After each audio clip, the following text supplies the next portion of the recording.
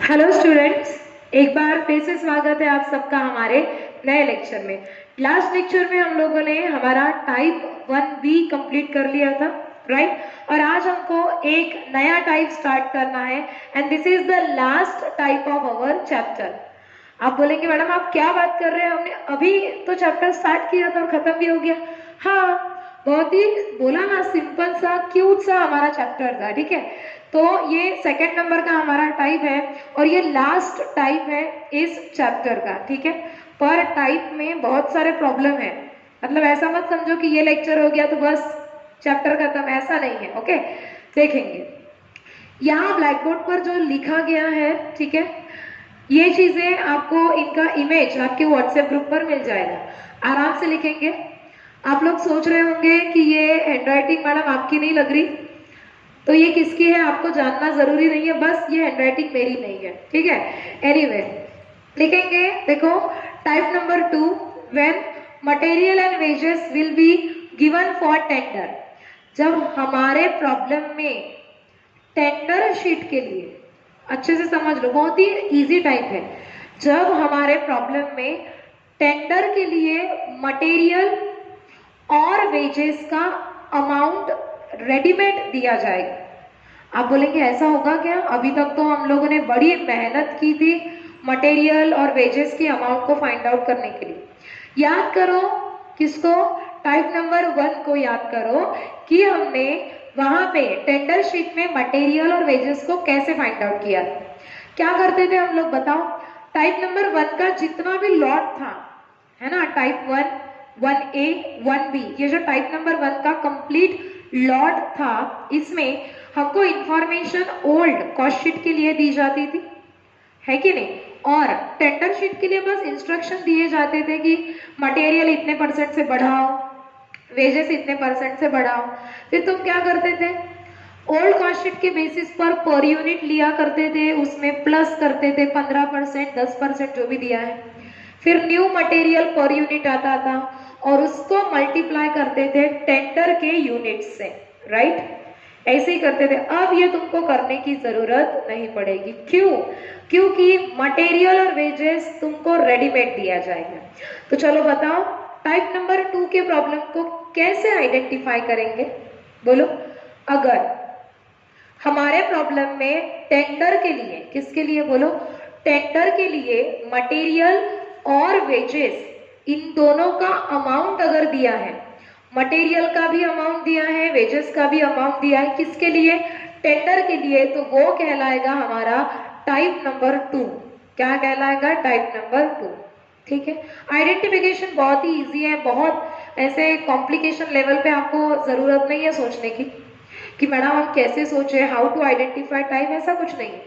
अगर आपके प्रॉब्लम में टेंडर शीट के लिए आपको मटेरियल का अमाउंट रेडीमेड दिख रहा है, प्रॉब्लम में दिया है और वेजेस भी दिया है, तो then that problem is of type number 2, okay. देखेंगे, पढ़ो। इंपॉर्टेंट पॉइंट में पहला लिखा है, in this type amount of material and wages will be given for tender. इस टाइप में मटेरियल और वेजेस टेंडर के लिए उनके अमाउंट दिए जाएंगे। फिर आप बोलेंगे ठीक है मैडम, मान लिया हमने कि मटेरियल और वेजेस का अमाउंट दिया जाएगा, what about factory on cost, office on cost और सेलिंग डिस्ट्रीब्यूशन, इनका क्या करेंगे? ये भी तो हिस्सा है टेंडर शीट का, इनके लिए हम क्या करेंगे? तो उनके लिए भी आगे हमने लिखा है, पढ़ेंगे हम। देखो क्या बोला है, फर्स्ट ऑफ ऑल, यानी सबसे पहले प्रिपेयर ओल्ड कॉस्ट शीट। हमेशा की तरह जैसे कि हम लोग टाइप नंबर 1 में करते आए हैं, सबसे पहले यानी first of all you have to prepare old cost sheet. After then हमको टेंडर शीट की तरफ बढ़ना है, ठीक है। देखेंगे आगे। नंबर 3 बोला है, calculate the percentage of factory on cost. Factory on cost किसका परसेंटेज निकाल रहे? फैक्ट्री ऑन कॉस्ट का। किसके साथ निकाल रहे? वेजेस के साथ। एक बेसिक रूल समझाया था, अगर याद होगा तो ठीक है, और नहीं होगा तो मैं हूं आपको याद दिलाने के लिए। एक बात समझाई थी कि जिस एटम के सामने ऑफ है वो ऊपर लिखा जाता, जिस एटम के सामने 2 है वो नीचे लिखा जाता है और मल्टीप्लाई किया जाता है 100 से। ये लिखेंगे नहीं आप, ये समझाने के लिए है। क्या किया? देखो, ऑफिस ऑन कॉस्ट के सामने ऑफ वर्ड है, वेजेस के सामने टू वर्ड है, तो देखो ऑफिस ऑन कॉस्ट ऊपर लिखा, वेजेस लिखा नीचे, मल्टीप्लाई करेंगे 100, आ जाएगा परसेंटेज, जो भी आएगा 20%, 30%, 25%, कुछ भी आ सकता है। और ये जो परसेंटेज आपको मिलेंगे, ये परसेंटेज आप लोग यूज करेंगे टेंडर शीट में। आई रिपीट, ये जो परसेंटेज आप कैलकुलेट करेंगे, आप बोलेंगे मैडम ठीक है परसेंटेज तो कैलकुलेट हम कर लेंगे, अमाउंट कहां से लेंगे? ओल्ड कॉस्ट शीट में से। Factory on cost old cost sheet का लोगे, वेजेस किसका लेंगे बताओ? ओल्ड कॉस्ट शीट का। ये जो हम परसेंटेज निकालेंगे, ये ओल्ड कॉस्ट शीट की जो इंफॉर्मेशन रहेगी उसके बेसिस पर निकाले जाएंगे, ठीक है। तो फैक्ट्री ऑन कॉस्ट लेंगे ओल्ड कॉस्ट शीट में से, वेजेस भी लेंगे ओल्ड कॉस्ट शीट में से, मल्टीप्लाई करेंगे 100। आप बोलो बोलो अभी 100 कहां से लेंगे? अरे 100 क्यों लेंगे बताओ? परसेंटेज निकालना है इसीलिए मल्टीप्लाई करना पड़ेगा 100 से। तो जो भी व्हाटएवर परसेंटेज जो भी आएगा, ये परसेंटेज का आप यूज करेंगे कहां पर? टेंडर शीट में। कहां पर? टेंडर शीट में, ठीक है। बढ़ेंगे आगे। Next number 4, calculate percentage. Calculate percentage, यहां हमने परसेंटेज का स्पेलिंग लिखा, इधर परसेंटेज का साइन दिया, ठीक है। Anyway, calculate the percentage of office on cost to factory cost. On नहीं है, ये बच्चे गलतियां करते हैं यहाँ पे, देखो percentage of office on cost to किसके साथ? Factory cost. फैक्ट्री ऑन नहीं है, ओनली फैक्ट्री कॉस्ट है। तो चलो बेसिक रूल, जिस वर्ड के सामने ऑफ है वो ऊपर लिया, ऑफिस ऑन कॉस्ट ऊपर लिया, जिसके सामने टू है वो नीचे आ गया, फैक्ट्री कॉस्ट। दोनों में अंतर है। ये क्या था? फैक्ट्री ऑन कॉस्ट है, ये क्या है? Factory cost. अंतर है या नहीं है बताओ? है। पढ़ाया है, कहाँ पढ़ाया? कॉस्ट शीट में। तो office on cost upon factory cost into कर देंगे 100 से। फिर जो परसेंटेज आएगा 12%, 15%, 20%, 30%, जो भी एग्जाम्पल है ये, जो भी परसेंटेज आएगा इनका आप यूज करेंगे कहां पर? टेंडर शीट में, ठीक है। अब ये हो गए पॉइंट डिस्कस। बेसिक टाइप में ऐसा बहुत कुछ डिस्कस करने जैसा नहीं है। याद सिर्फ इतना रखेंगे आप लोग कि टाइप नंबर 2 को आइडेंटिफाई करने का तरीका सिर्फ एक है। अगर हमको टेंडर के लिए, किसके लिए? टेंडर यानी टेंडर शीट के लिए मटेरियल और वेजेस का अमाउंट, मटेरियल एंड वेजेस का अमाउंट रेडीमेड दिया जाएगा, तो वो कहलाएगा टाइप नंबर 2। फिर क्या करेंगे आप लोग? मटेरियल और वेजेस तो टेंडर में लिखेंगे। Then what about factory on cost, office on cost and selling distribution? इन 3 आइटम के लिए, I repeat, factory on cost, office on cost, selling distribution expenses, इन 3 आइटम के लिए आपको परसेंटेज कैलकुलेट करने हैं। और परसेंटेज कैलकुलेट करने के लिए जो डेटा आपको लगेगा, जो अमाउंट्स लगेंगे, वो अमाउंट आप कहां से लेंगे? जल्दी बोलो। वो अमाउंट लेंगे आप ओल्ड कॉस्ट शीट में से, ठीक है।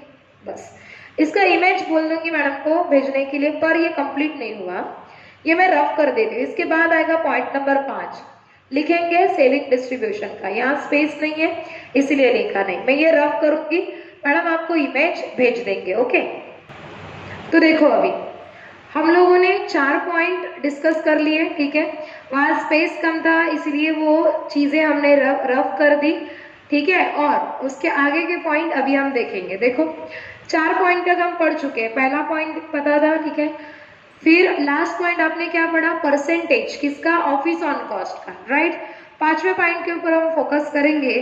5वां पॉइंट है कैलकुलेट द परसेंटेज। क्या कैलकुलेट करना है? Percentage of selling and distribution expenses. Percentage calculate करने हैं सेलिंग एंड डिस्ट्रीब्यूशन एक्सपेंसेस के, किसके साथ? बोलो, फैक्ट्री कॉस्ट के साथ। फैक्ट्री कॉस्ट के साथ, ठीक है। क्या बोला? By the help of following formula, selling and distribution expenses upon factory cost multiply 100।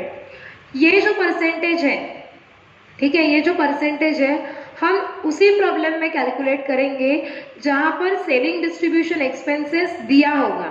अगर सेलिंग डिस्ट्रीब्यूशन एक्सपेंसेस दिया ही नहीं है तो परसेंटेज कैलकुलेट का कोई सवाल ही नहीं उठता। ठीक है, आगे लास्ट पॉइंट नंबर 6 हमको डिस्कस करना है। क्या बोला है? प्रिपरेशन ऑफ टेंडर, यानी जब आप लोग टेंडर शीट प्रिपेयर करेंगे तो टेंडर शीट प्रिपेयर करते समय आपको कौन सी चीजें यानी क्या सीक्वेंस फॉलो करना है देखेंगे उसको। पॉइंट ए है write down material and wages. अब मटेरियल एंड वेजेस ऑलरेडी दिया जाएगा, ओके, वही तो हमारा टाइप नंबर 2 आइडेंटिफिकेशन है। Write down material and wages which is given in the problem for tender. Tender sheet में क्या लिखेंगे? मटेरियल लिखेंगे, वेजेस लिखेंगे, जो ऑलरेडी आपके प्रॉब्लम में आपके क्वेश्चन में दिया जाएगा। After that all above calculated percentage, ये हमने ऊपर परसेंटेज कैलकुलेट किए ना, कितने परसेंटेज कैलकुलेट किए? 3। पहला कैलकुलेट किया फैक्ट्री ऑन कॉस्ट का, दूसरा परसेंटेज कैलकुलेट किया ऑफिस ऑन कॉस्ट का, तीसरा परसेंटेज कैलकुलेट किया सेलिंग डिस्ट्रीब्यूशन का। तो वो बोलता है कि ये जो कैलकुलेटेड परसेंटेज है इनका यूज आप कहाँ करेंगे? ठीक है, देखो all above calculated percentage will be used after prime cost, यानी प्राइम कॉस्ट आने तक आप लोग परसेंटेज का यूज नहीं करेंगे, क्योंकि बोलो ना प्राइम कॉस्ट कैसे आता है? Material plus wages plus direct expenses, तीनों का total prime cost. Prime cost तक आपको परसेंटेज का यूज नहीं करना।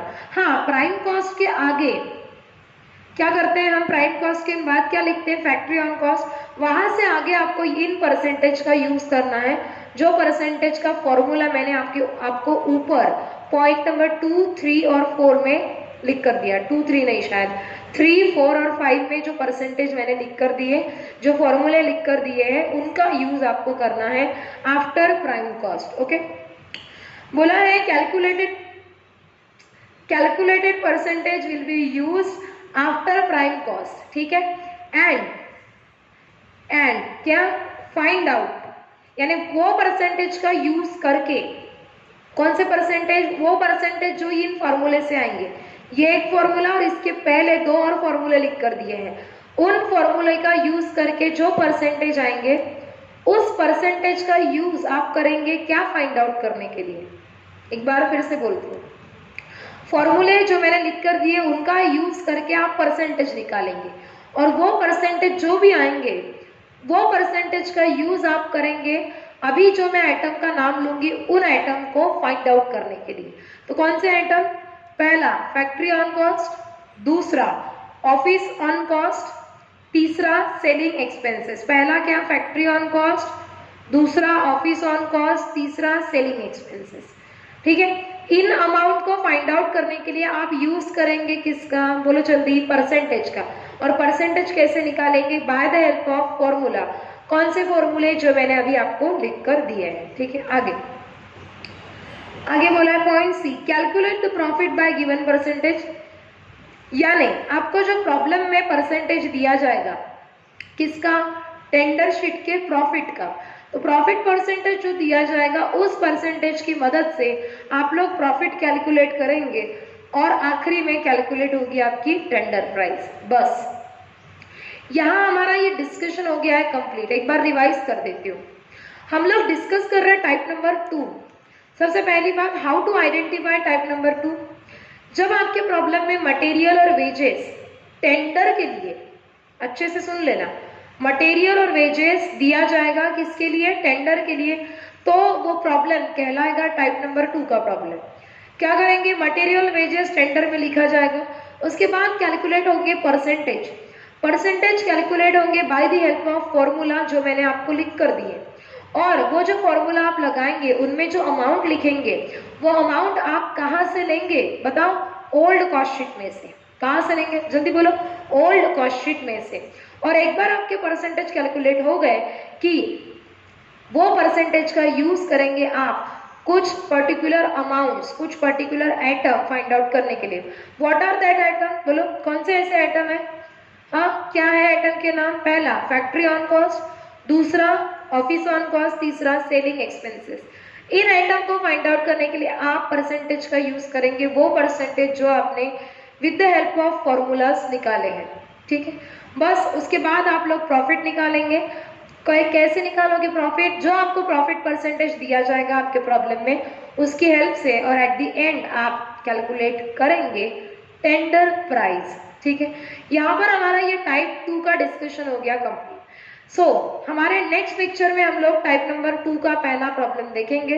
फिलहाल आप इतना करो, इसकी इमेज आपको मिल जाएगी, लिख लो सारे इंपॉर्टेंट पॉइंट को, कोई भी डाउट होगा कॉल करके पूछ लो। ओके, कर लो इतना, बाकी देखेंगे नेक्स्ट लेक्चर में। तब तक के लिए थैंक यू वेरी मच।